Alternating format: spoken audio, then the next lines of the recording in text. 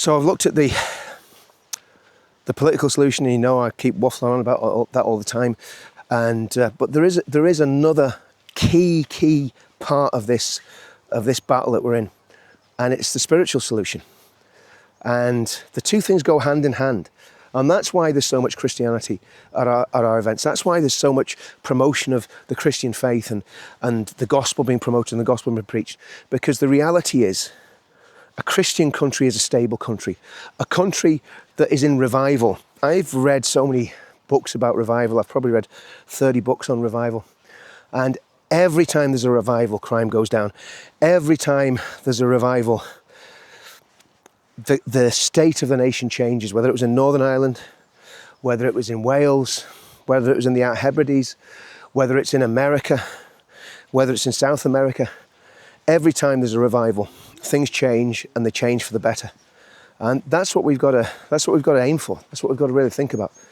If we see a genuine Christian revival, it will change our country, and it'll change it for the better. And I think that's something that people have woefully forgotten. And if you look at what happened in Northern Ireland in 1859, it completely transformed Northern Ireland, completely transformed it. If you look at what happened in the late 1700s in England, England was probably heading for a civil war. But John Wesley, the Methodists, George Whitefield completely transformed the state of the nation. George Whitefield transformed England and America. And this was before you could get on a jet and fly there in however many hours it is. So the gospel hasn't changed. The solutions to the problems of our nation hasn't changed. And the problem is we're so far from God. And what we deserve as a nation, if the truth be known, and what I deserve as an individual, and probably if you're watching this, what you deserve as an individual, is not the love and mercy of God. We deserve the justice and judgment of God.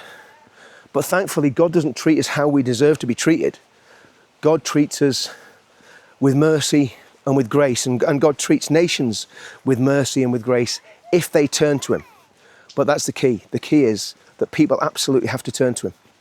It's as plain and simple as that. And if you don't, and if we don't as a nation, then we can have all the political solutions we want. We can have all the political parties we want. And I think this is the interesting thing about Charlie Kirk, and obviously Charlie Kirk's passing. He was both. He was a political animal, but he was also, a white hot gospel preacher as well.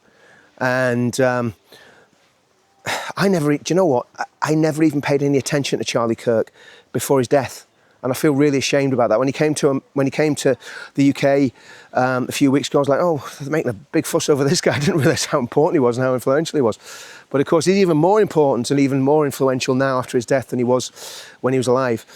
So, yeah, we've got to get back to God individually and as a nation. And I think the individual thing's that's the hardest part.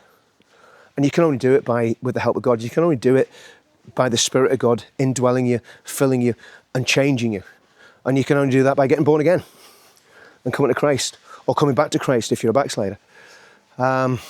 So, yeah, that's why there's so much gospel at our meetings, because all of us have come to the conclusion that the only way to solve this is spiritually and politically, through a revival and a political democratic revolution.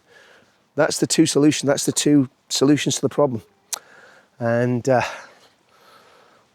it's going to happen. I genuinely believe it.